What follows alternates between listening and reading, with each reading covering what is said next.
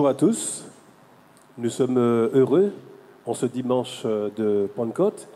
Vous savez que nous sommes dans cette période de la célébration de la venue du Saint-Esprit. Dieu, conformément à sa promesse, nous a donné celui qui est appelé le Consolateur, le Paraclet, celui qui devait venir et qui est venu et qui a fait sa demeure en nous.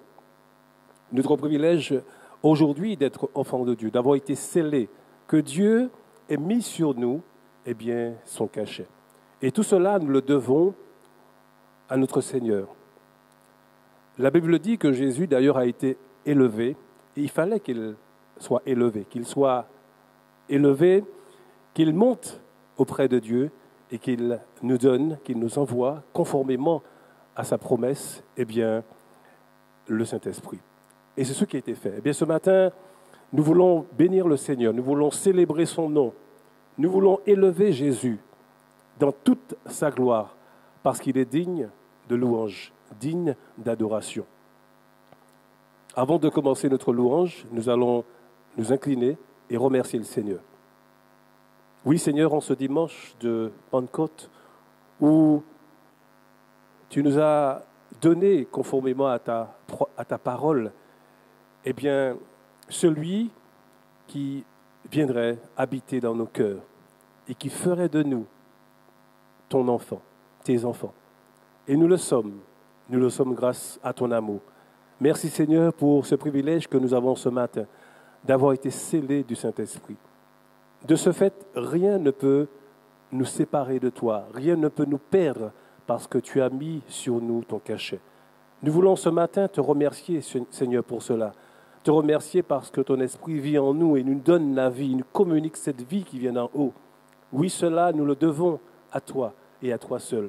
Et c'est pourquoi nous voulons ce matin t'élever et glorifier le nom de Jésus. Oui, Seigneur, sois loué et béni en ce matin dans le beau nom de notre Sauveur Jésus. Amen. Notre louange est axée ce matin sur le fait que Jésus ait été élevé dans toute sa gloire. Chers amis, imaginez un peu cette histoire. Supposons qu'un prince vivant dans un palais avec tous les honneurs, avec la jouissance de ses biens, le respect même des siens, et qu'un jour son père lui dise « Laisse tout cela, abandonne ton rang de seigneur et deviens un simple homme, un travailleur, fonds-toi simplement dans la masse, car j'ai besoin que tu souffres et que tu meurs afin de sauver cette humanité. » Chers amis, qu'aurez-vous répondu à cela? La Bible nous dit, dans Philippiens 2, au chapitre 2, au verset 6 à 11, que Jésus n'a pas regardé à tout ce qui frappe nos regards, mais il a eu compassion de nous. Il savait ce qui l'attendait. Il n'a pas reculé, nous dit la Bible. Il a été jusqu'au bout obéissant à son Père. Oui, la mort de la croix. La Bible dit lui qu'il s'est abaissé. Plus que quiconque, il a été humilié comme personne ne l'a été. Il s'est dépouillé, dit la Bible, en prenant la condition d'un serviteur, en devenant semblable aux êtres humains. Reconnu comme un simple homme, il s'est humilié, nous dit la Bible lui-même, en faisant preuve d'obéissance jusqu'à la mort, même jusqu'à la mort de la croix. Et c'est pourquoi la Bible nous dit tout naturellement que Dieu l'a souverainement élevé et lui a donné le nom qui est au-dessus de tout nom, afin qu'au nom de Jésus, tout genou fléchisse dans les cieux, sur la terre et sous la terre, et que toute langue confesse que Jésus est Seigneur à la gloire de Dieu. Oui, il est digne, notre Seigneur. Et c'est pourquoi nous allons commencer avec ce premier chant, au-dessus de tout.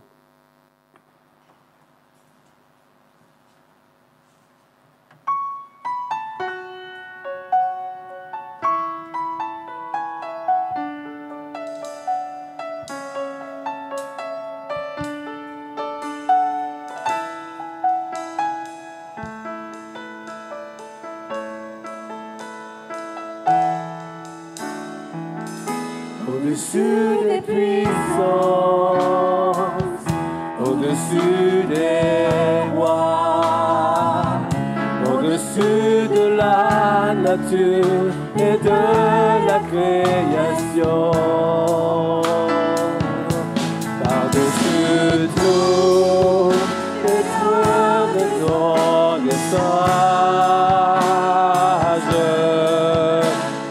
bien avant le monde tu existais, au-dessus des royaumes, au-dessus des trônes, au-dessus des merveilles que ce monde a connues, par-dessus tous les trésors de la terre, rien ne peut mesurer ta valeur.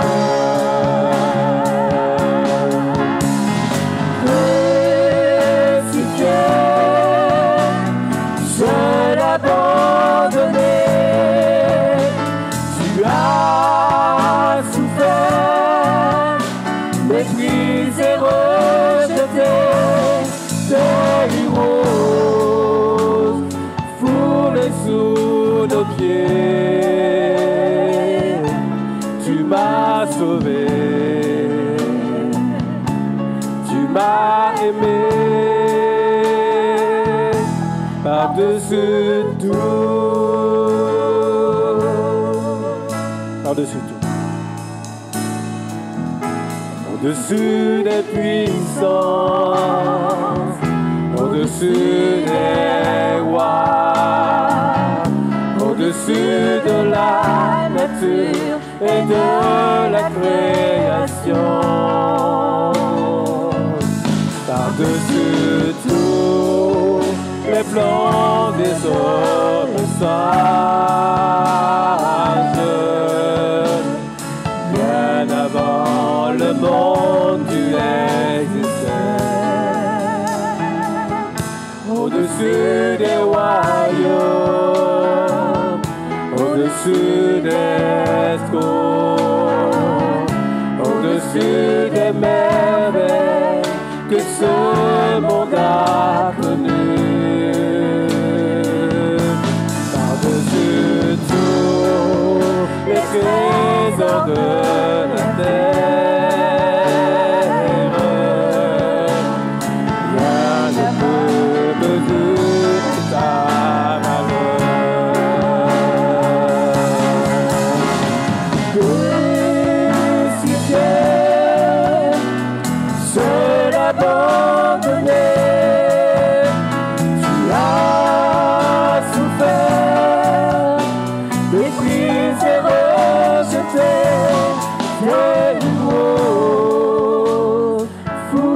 Sous nos pieds, tu m'as sauvé, tu m'as aimé, par-dessus tout, que si tu es seul abandonné, tu as souffert, méprisé, rejeté, des héros foulés sous nos pieds, tu m'as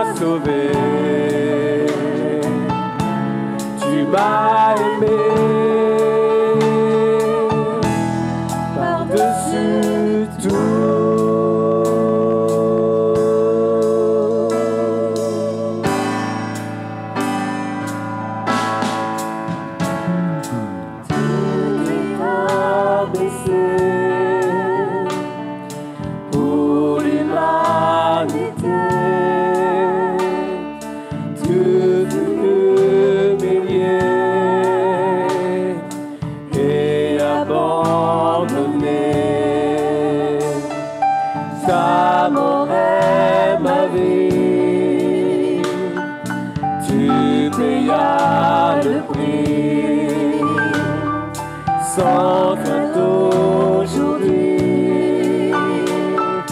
Mon âme s'écrie.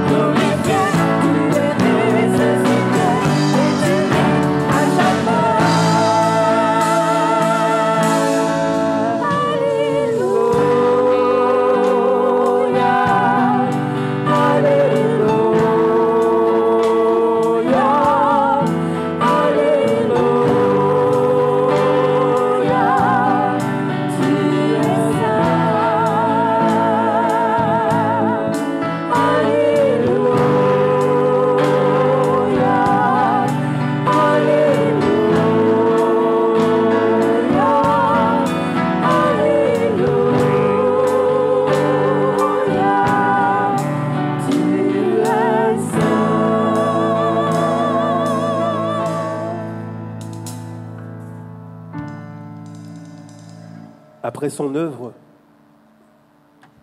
Dieu lui a donné la place d'honneur, la place la plus élevée. Aujourd'hui, Jésus règne en majesté. Il mérite, oui, l'adoration, notre Seigneur. Ouvre les yeux de mon cœur. Nous allons chanter.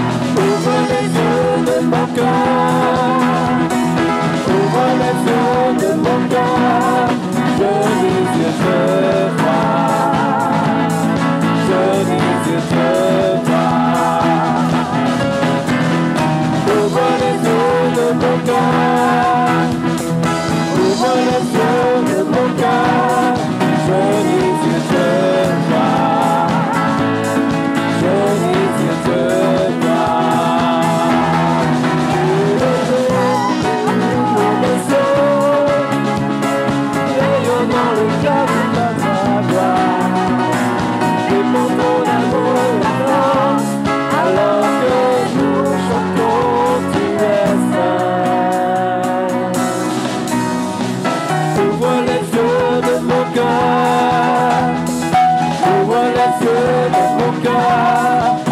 désire te voir.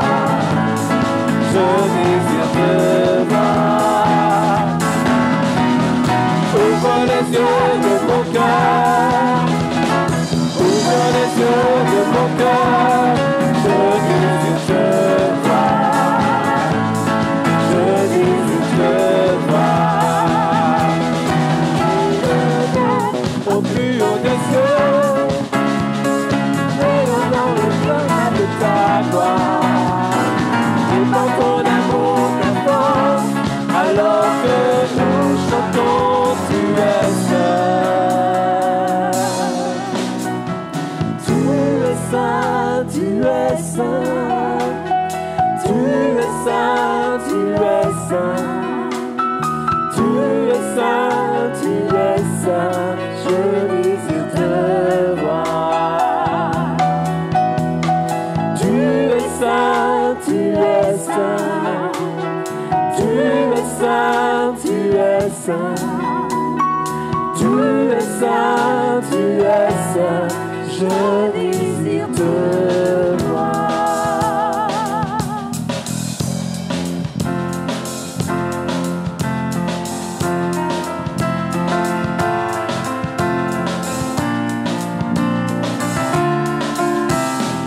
Il est exalté, le roi est au-dessus des cieux.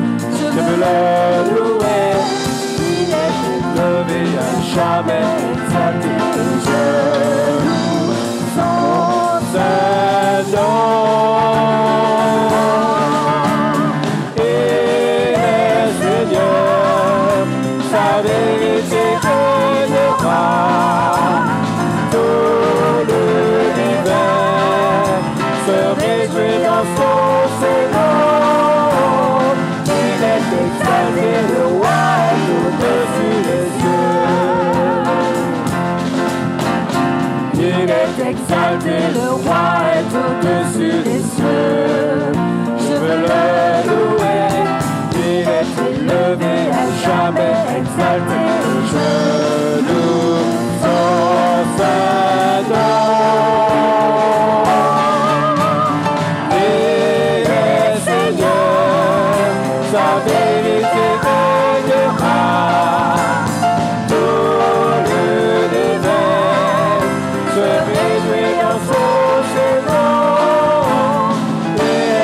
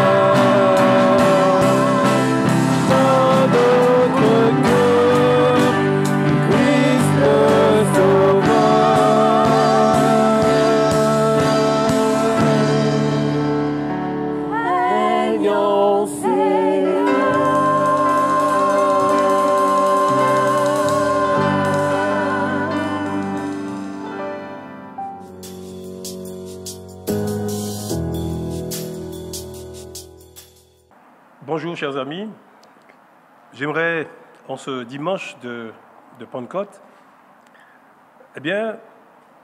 vous inviter à faire 3 lectures pour notre message de ce matin.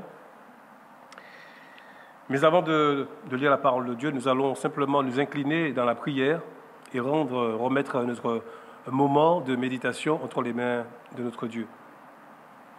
Nous voulons, Seigneur, en ce matin béni, où conformément à ta promesse, tu as donné aux hommes la marque de ton appartenance. Tu nous as fait don de ton esprit. Oui, tu nous as revêtus de la puissance de ton esprit et qui vit et qui habite en nous. Quel privilège d'être enfant de Dieu. Quel privilège d'être fils de Dieu. Oui, c'est vrai, nous sommes précieux à tes yeux. Et nous bénissons ton nom pour ce privilège. Nous prions maintenant pour que tu nous conduises dans la méditation de ta parole et que cette parole puisse nous éclairer nous-mêmes et nous permettre de saisir toutes ces promesses que tu nous laisses et qui devraient normalement nous aider à vivre pendant ce temps de ton retour dans la paix, dans la joie, mais aussi dans l'espérance. Seigneur, sois loué, sois remercié pour cette parole et pour ton esprit qui vit et qui habite en nous, dans le nom de Jésus. Amen. Je disais que nous aurons 3 lectures pour introduire notre méditation. La première lecture, nous allons la faire dans l'épître de Paul aux Éphésiens.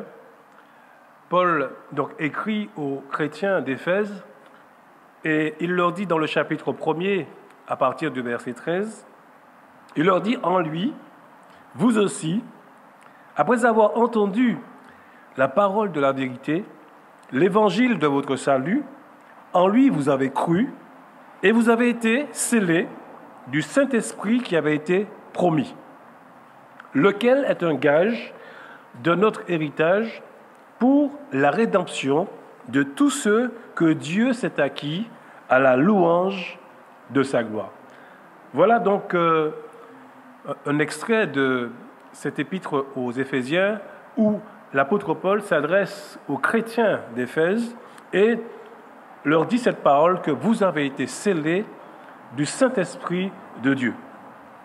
La deuxième lecture, nous allons la faire dans l'évangile de Luc. L'évangile de Luc au chapitre 9, au verset 55, où il s'agit des disciples, notamment Jean et Jacques. Et il nous a dit donc à partir du verset 55 que les disciples Jean et Jacques, voyant cela, dirent « Seigneur, veux-tu que nous commandions que le feu du ciel les consume ?» Jésus se tourna vers eux et les réprimanda, disant « Vous ne savez pas de quel esprit vous êtes animés. Car le Fils de l'homme, dit-il, est venu, non pour perdre les âmes, mais pour les sauver.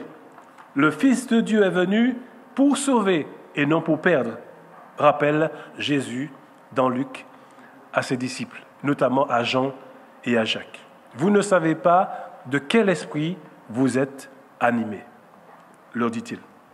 Et puis, notre dernière lecture, dans la première lettre de Pierre, au chapitre 3, au verset 9, où Pierre dit ceci, « Enfin, soyez tous animés des mêmes pensées et des mêmes sentiments, pleins d'amour fraternel, de compassion, d'humilité, ne rendant point mal pour mal ou injure pour injure, bénissez au contraire, car c'est à cela que vous avez été appelés afin d'hériter la bénédiction. »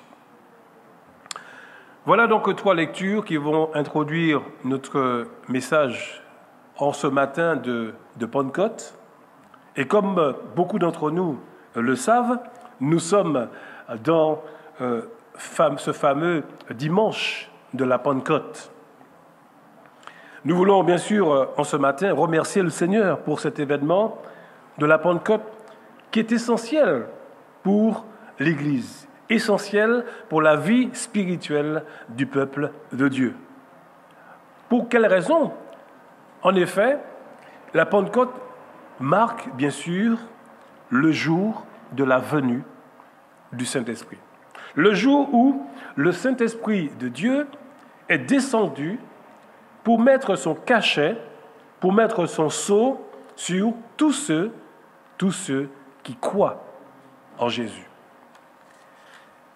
Et bien sûr, sans l'ombre d'un doute, tous ceux qui croient en Jésus, tous ceux qui ont accepté Jésus comme leur sauveur, eh bien, sont de la propriété de Dieu, appartiennent à Dieu, à ce Dieu vivant et vrai. La Bible nous dit dans la parole de Dieu, et c'est la première lecture, nous allons nous arrêter un instant sur cette première lecture, il nous est dit dans cette épître aux Éphésiens que vous avez été scellés du Saint-Esprit. Vous avez été scellés du Saint-Esprit, ce qui est un gage de votre héritage pour la rédemption. L'apôtre Paul, bien sûr, dans cette lettre, s'adresse d'abord aux chrétiens qui se trouvaient à cette époque à Éphèse. Et Paul veut qu'ils comprennent l'importance d'être enfant de Dieu. De savoir que quand on est un enfant de Dieu, nous appartenons à Dieu, nous sommes de la propriété du Seigneur et que le Seigneur a mis son cachet sur nous. Nous lui appartenons. Et le fait que nous lui appartenons a forcément des conséquences pour notre vie ici-bas, mais également pour la vie future, puisque Paul dit c'est un gage de votre héritage pour le jour de la rédemption. Mais Paul voulait déjà qu'ils prennent conscience de cette réalité déjà maintenant dans la vie de tous ceux qui ont cru et qui ont accepté Jésus comme leur sauveur. Chers amis, il est important que nous comprenions bien qu'est-ce que cela signifie, le fait que nous ayons été scellés du Saint-Esprit, que Dieu ait mis son cachet sur nous, son sceau sur nous, et cela est extrêmement important. Pourquoi? Parce que nous sommes dans des temps, et c'est vrai, ces derniers temps, nombreux ont été ceux qui ont été éprouvés dans leur vie, et qui le sont d'ailleurs encore. Et un certain nombre d'entre nous connaissent actuellement d'énormes difficultés, de nombreux problèmes dans leur vie, même spirituels. Certains sont touchés et affaiblis par les difficultés de cette vie, par les difficultés professionnelles. Et vous le savez comme moi-même, tout ce qui se passe dans le monde professionnel aujourd'hui, tout ce qui se passe aujourd'hui dans le monde de la famille. Et aussi, nous adressons à tous ceux qui sont touchés par la maladie, et vous savez très bien de quoi nous parlons, puisque vous le savez que nous sommes dans des temps extrêmement troublés, et nous connaissons donc cette pandémie qui, il est vrai, commence à s'en aller. Et donc, parfois, dans ces conditions, on peut avoir le sentiment, on peut même avoir du mal à croire que Dieu nous aime et que nous sommes de sa propriété. Le texte que nous avons lu ce matin, le premier texte de la lettre de Paul aux Éphésiens, nous dit que Dieu nous a scellés, a mis son cachet sur nous. Alors, il nous faut bien comprendre la pensée de Paul. Qu'est-ce que cela veut dire? Qu'est-ce que Paul voulait dire aux chrétiens d'Éphèse? La Bible, bien sûr, nous rappelle que Dieu, c'est vrai, a beaucoup parlé. La Bible nous parle dans l'Écriture que Dieu a parlé par les prophètes, Dieu a parlé par les hommes, il a parlé, bien sûr, par son esprit. Son esprit a inspiré des hommes qui ont écrit l'Écriture. Mais Dieu ne s'est pas uniquement contenté de nous parler. Il ne nous a pas dit simplement que je t'aime, mais il a ajouté à sa parole des actes des actions très concrètes. Et c'est pour cela que Jésus est venu. Nous avons lu, et vous l'avez chanté sans doute dans la louange de ce matin, que le Fils de Dieu s'est abaissé. Il est devenu un simple homme, comme vous et moi, un homme semblable à tous les hommes. La différence, c'est que c'était un homme qui était parfait,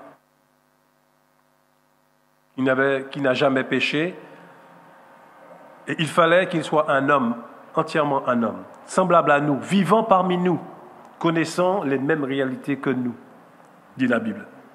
Donc Jésus est venu parmi nous, il a vécu parmi nous. La Bible dit qu'il va mourir, qu'il va ressusciter, et c'est l'événement de la Pâque, puisque l'événement de la Pâque précède la Pentecôte.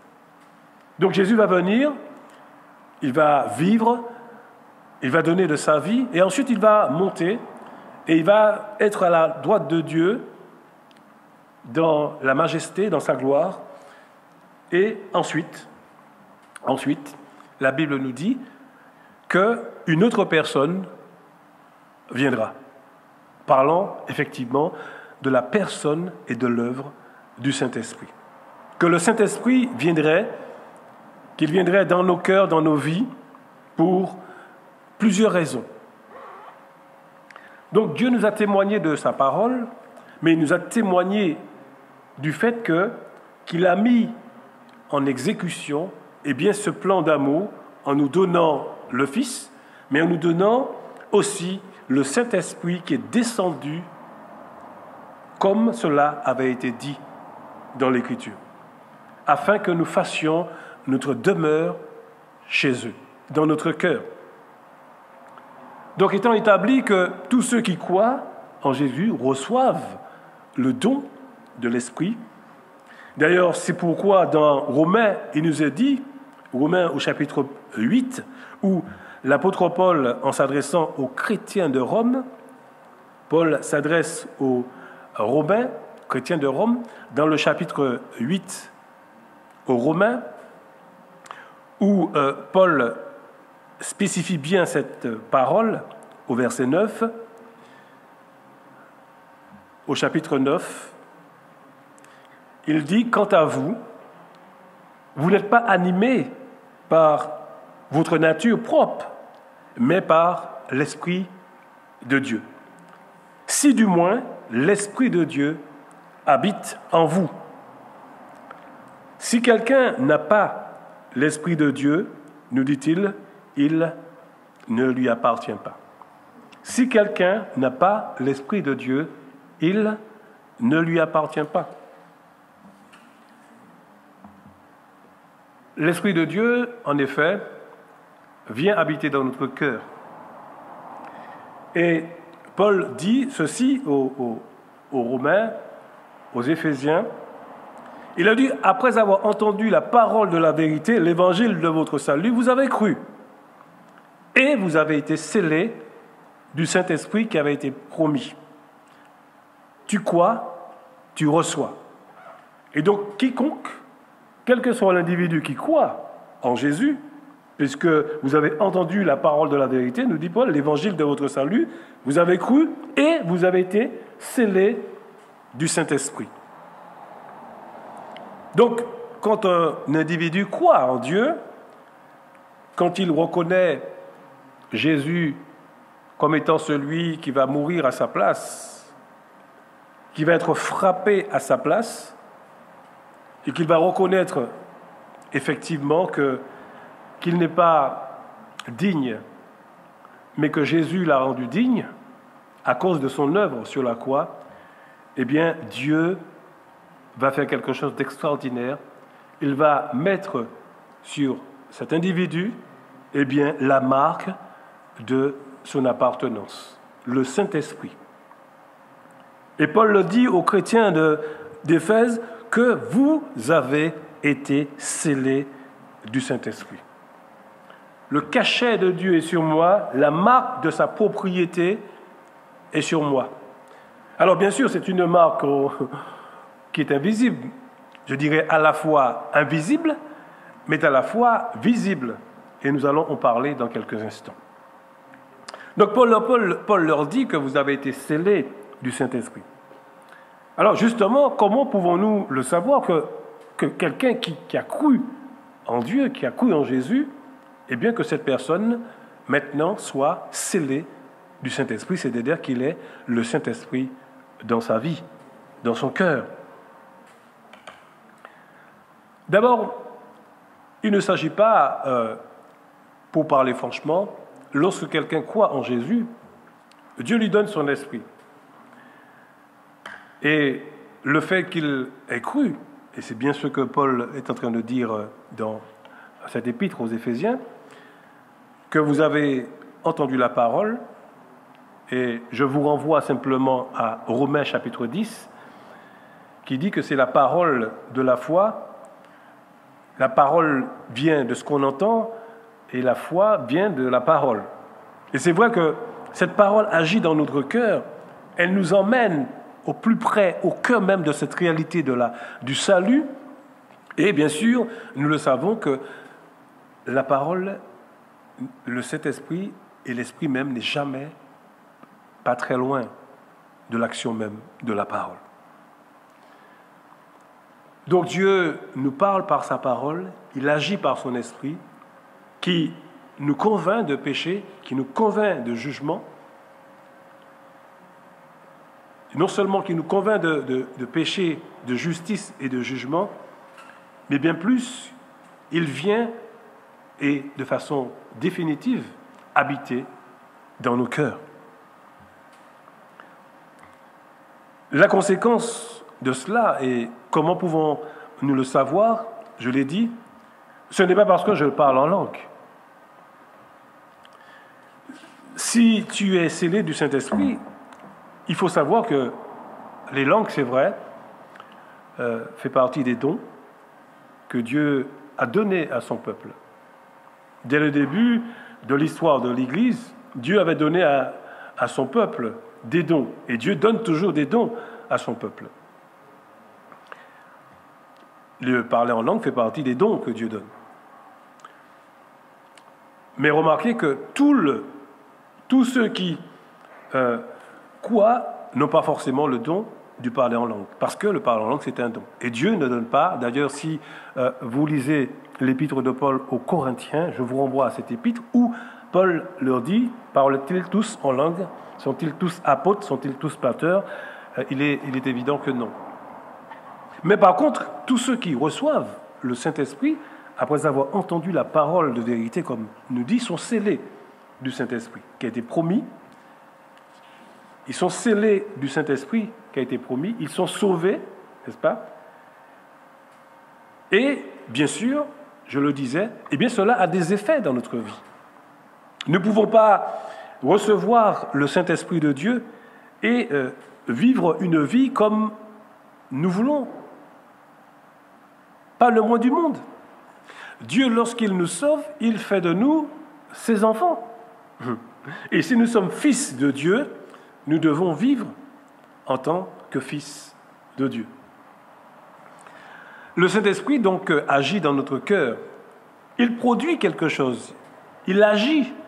Il atteste que nous lui appartenons, que nous sommes de la propriété de Dieu. D'ailleurs, c'est ce que Paul va rappeler aux Romains, que le Saint-Esprit atteste à notre esprit que nous sommes enfants de Dieu. Donc il fait naître en nous ce sentiment de fils, cette assurance que nous sommes fils. Cela ne vient pas de nous, mais cela vient de la certitude d'un témoignage interne que nous donne le Saint-Esprit qui habite et qui vit en nous. Mais le Saint-Esprit travaille en nous, puisque son œuvre est de faire une œuvre de sanctification dans la vie de ceux qui appartiennent à Dieu.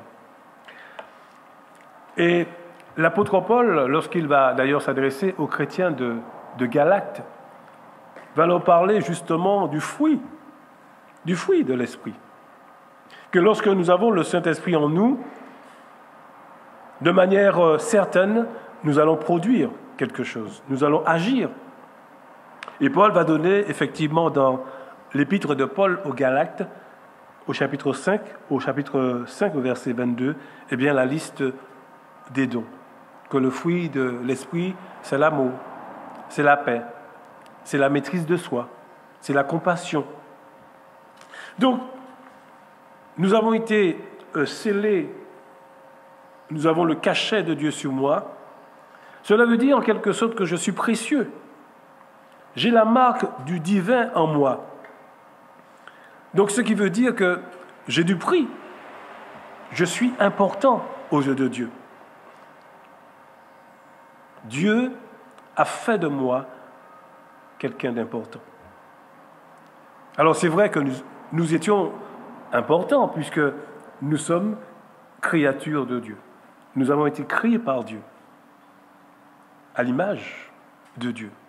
Mais bien plus, Dieu nous a rendu une dignité que nous avons perdue à cause du péché. Il nous a réhabilités en quelque sorte, nous permettant non seulement d'avoir une autre vie, mais une vie, je dirais, éternelle. Une vie dont les dimensions, d'ailleurs, nous échappent, parce que c'est une dimension éternelle. Donc le fait que j'ai été scellé du Saint-Esprit doit me rappeler que je suis précieux aux yeux de Dieu. Et donc si je suis précieux, en quelque part, je ne dois jamais me dénigrer. Je ne dois jamais me sous-estimer, parce que ce que je suis, je le tiens de Dieu, qui a fait de moi un fils du royaume. Un fils de Dieu. Deuxièmement, le fait que je sois scellé du Saint-Esprit, que Dieu ait mis sa marque sur moi, que je sois fils de Dieu, ça doit me permettre de vivre en tant que fils. Ça doit se voir dans ma vie de tous les jours. Le Saint-Esprit est une marque, c'est vrai, à la fois, je disais, invisible, mais c'est aussi quelque chose qui est visible. Nous devons produire, agir, et c'est pour cette raison que Paul va dire « marchez selon l'Esprit, et vous n'accomplirez pas les désirs de la chair ».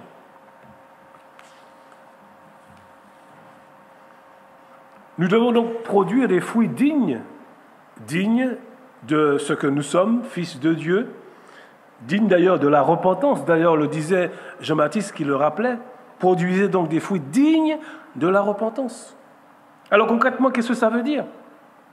Oui, l'Esprit de Dieu est en nous et il nous fait agir. Mais comment? Oui, si nous sommes fils, nous devons justement apprendre à aimer, puisque nous sommes fils de Dieu. Peut-être pas même au même titre que Jésus, puisque nous sommes des fils d'adoption.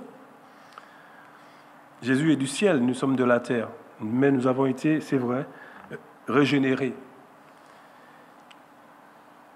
Nous avons donc, en tant que fils adoptés, et Paul le rappelle dans cet épître aux Romains, agir comme fils de Dieu, comme frère de Jésus, et nous devons apprendre à vivre dans l'amour, dans le pardon, dans la réconciliation, dans la joie, dans ce finalement que Dieu nous appelle à vivre selon, sa volonté.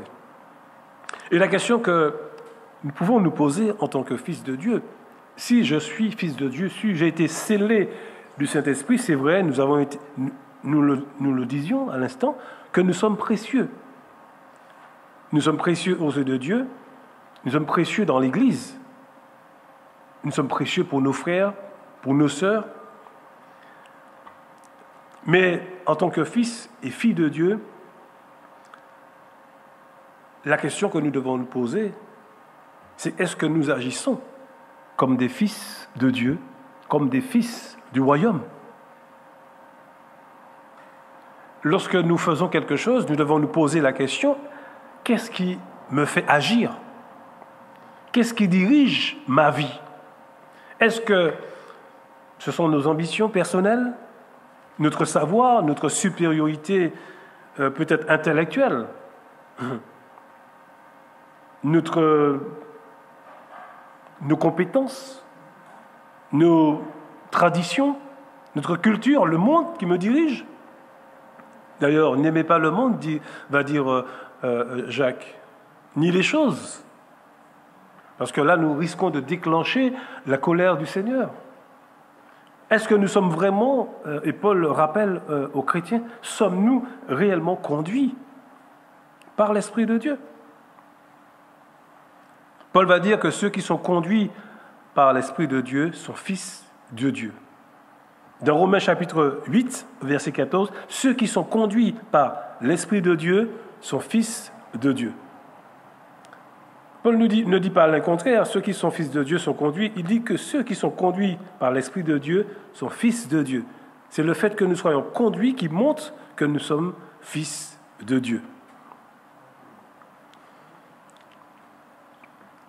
Nous avons dans la parole de Dieu cet épisode dans Luc que nous avons lu. Jésus va faire d'ailleurs un reproche à ses disciples. Nous avons lu ce texte dans Luc au chapitre 9 au verset 55 où il nous a dit que les disciples Jean et Jacques, voyant cela, dirent au Seigneur, « Veux-tu que nous commandions que le feu du ciel descende et les consume ?» Et Jésus va se tourner vers eux, il va les réprimander bien sûr en disant « Vous ne savez pas de quel esprit vous êtes animés. Car le Fils de l'homme est venu non pas pour perdre les âmes, mais pour les sauver. » Dieu vient non pas pour perdre les hommes, mais pour les sauver. Visiblement, les disciples, leur état d'esprit n'était pas bon. Et Jésus donc les invite à aligner justement leur pensée, leur esprit en quelque sorte, sur celle de Dieu qui aime les hommes et qui désire leur salut. En quelque sorte, un amour pour les âmes, un amour pour ceux qui sont perdus autour de nous. Voilà la pensée de Dieu. Voilà dans quel état d'esprit l'Esprit nous conduit, dans l'amour pour les âmes perdues. Et je pense que parfois nous nous égarons comme un peu les disciples. Parfois nous pouvons nous poser la question, de quel esprit sommes-nous parfois animés lorsque nous parlons, lorsque nous agissons, lorsque nous prenons des décisions, lorsque nous faisons un certain nombre de choses? Est-ce que nous sommes vraiment conduits, souvent et toujours, par l'Esprit de Dieu? C'est vrai que ce n'est pas toujours le cas. Mais la Bible nous invite à être conduits par l'Esprit de Dieu.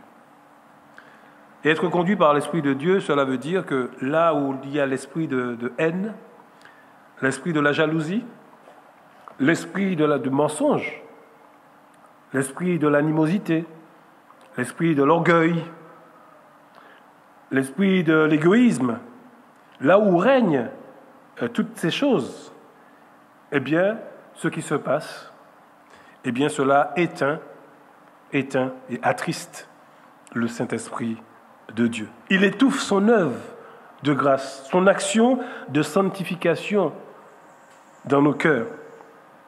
Parce qu'en effet, le Saint-Esprit nous a été donné pour nous sanctifier. L'apôtre Paul, lorsqu'il écrit aux chrétiens, dans la première lettre aux chrétiens de Thessalonique, 1 Thessaloniciens au chapitre 4, au verset 4, chapitre 1, verset 4,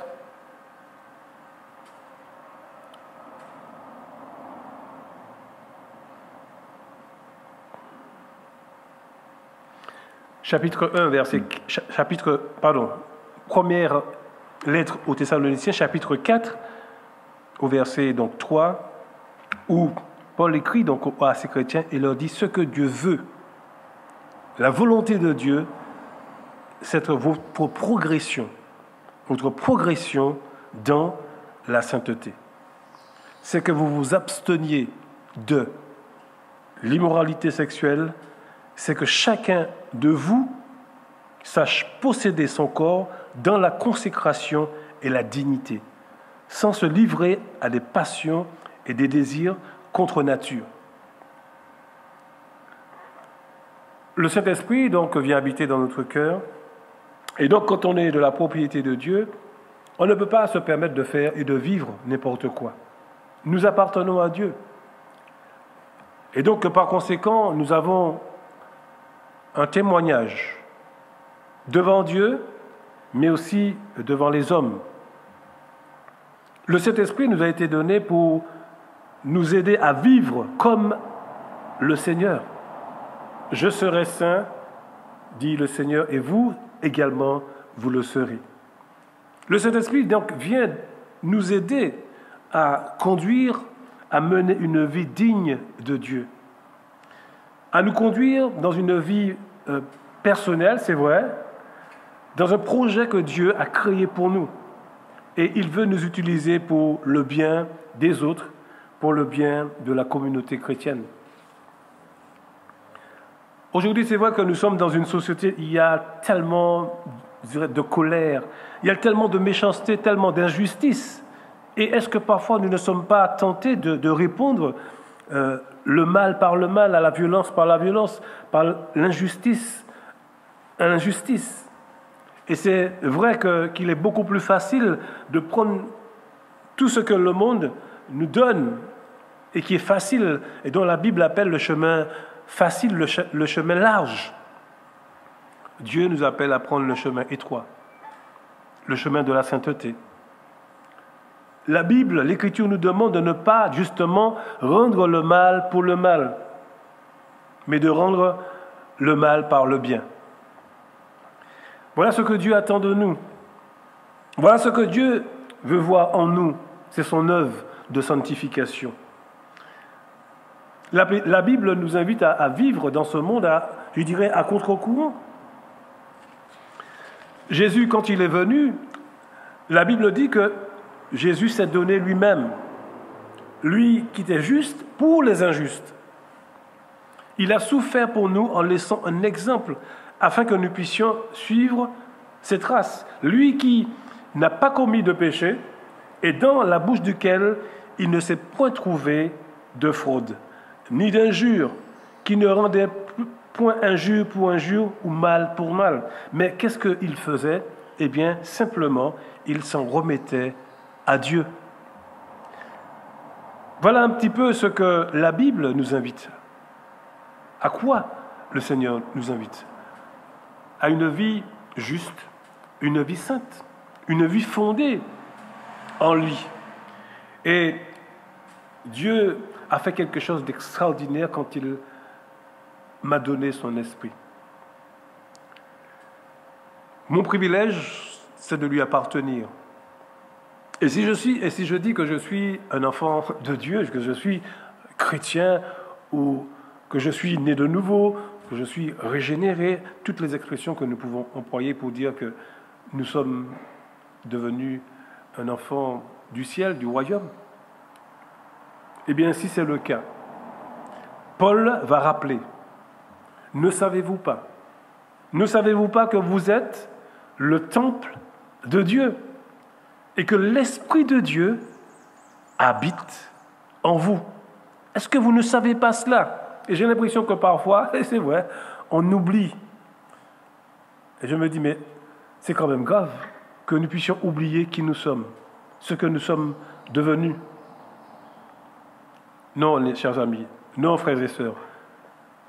Si nous sommes enfants de Dieu, si nous sommes croyants et que nous appartenions à Dieu, nous devons nous efforcer de vivre en tant qu'enfants de Dieu.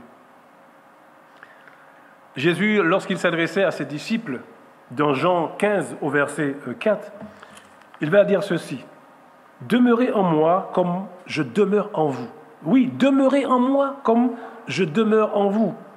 De même que le sarment, s'il ne demeure sur la vigne, ne peut de lui-même produire du fruit, ainsi, vous non plus, vous ne ne le pouvez si vous ne demeurez pas sur moi. La Bible donc nous enseigne qu'il y a différentes attitudes à avoir auxquelles nous devons tous, en tant que chrétiens, nous appliquer notre vie, notre cœur.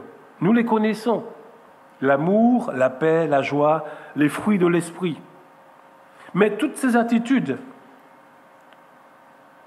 et nos actions doivent être toujours inspirées par l'Écriture, mais aussi par l'Esprit de Dieu qui habite dans notre cœur. Ceux qui ont reçu le Saint-Esprit, dit, appartiennent à Christ. Donc rappelons-nous, chers amis, que nous avons été scellés du Saint-Esprit. La Pentecôte, un événement marquant qui va être le début de l'Église, le début du peuple de Dieu, du nouveau peuple de Dieu, qui va être marqué de cette empreinte de l'Esprit de Dieu, de l'appartenance au peuple de Dieu. Oui, nous sommes un peuple, des sacrificateurs pour Dieu le Père. Dieu a fait de nous cela. Nous sommes précieux à ses yeux.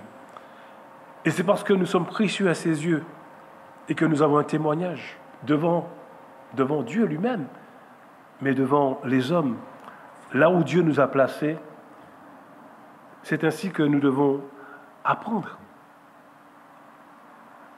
à vivre, à être dignes de cet appel que nous avons reçu. Oui, digne de la vocation que nous avons reçue. Alors que Dieu suscite au sein de son peuple un profond désir de marcher, non selon la chair, mais selon l'Esprit. C'est du moins l'Esprit de Dieu est en nous.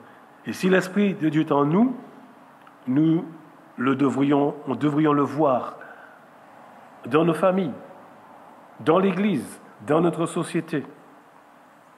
Car l'Esprit de Dieu agit, produit du fruit. Il y a des effets, et cela devrait se voir. Et je pense que si cela ne se voit pas, s'il n'y a pas de changement dans notre cœur, dans notre vie, dans cette société où nous vivons, les gens avec qui nous parlons, les gens avec qui nous discutons, s'ils ne voient pas un changement en nous, nous devrions commencer par nous poser des questions. Parce que le fruit de l'esprit, c'est la paix, l'amour, la joie, la maîtrise de soi, dit Paul. Donc nous pouvons souhaiter cela afin qu'il y ait un changement réel dans mon cœur, un changement de mentalité dans ma façon de voir les choses. Oui, c'est pour cela que Dieu, dans l'épître de Paul au chapitre 12, va nous inviter à être renouvelés dans notre esprit, ou à être renouvelés dans notre esprit. C'est ce que nous pouvons souhaiter. Que Dieu agisse encore dans notre vie, dans cette période troublée, et que nous soyons vraiment son enfant, et que nous lui appartenions. Que Dieu donc bénisse son peuple ce matin, et que vraiment toute la gloire lui revienne dans le nom de Jésus. Amen. Nous allons terminer par la prière. Oui, en ce matin béni, Seigneur, où tu nous rappelles que nous avons été scellés de ton esprit, que tu as fait de nous tes enfants. Tu as voulu créer un peuple, une nation, des hommes à qui tu vas donner ton esprit,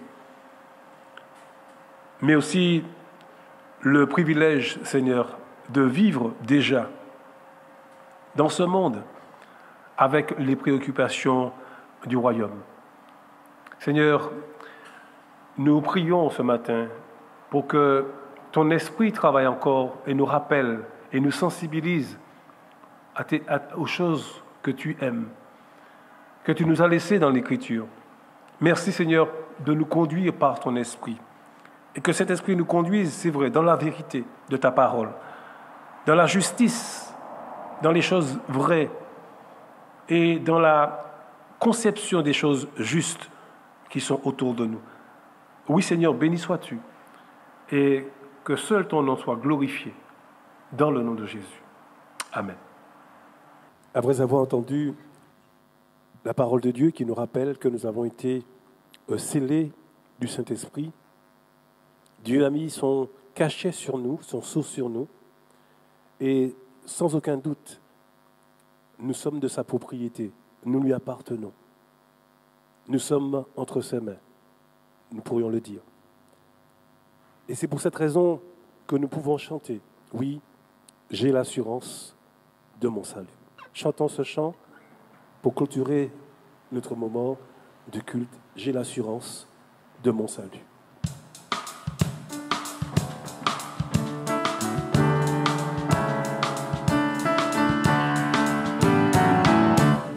J'ai l'assurance de mon salut par la présence du Seigneur Jésus. Ça passe au sang, il m'a racheté. Et l'Esprit Saint m'a régénéré. C'est mon histoire, c'est là mon chant. Louez mon sauveur à chaque instant. C'est mon histoire, c'est là mon chant. Louez mon sauveur à chaque instant. Je veux obéir à mon Seigneur, dans mon cœur sentir la paix de son cœur.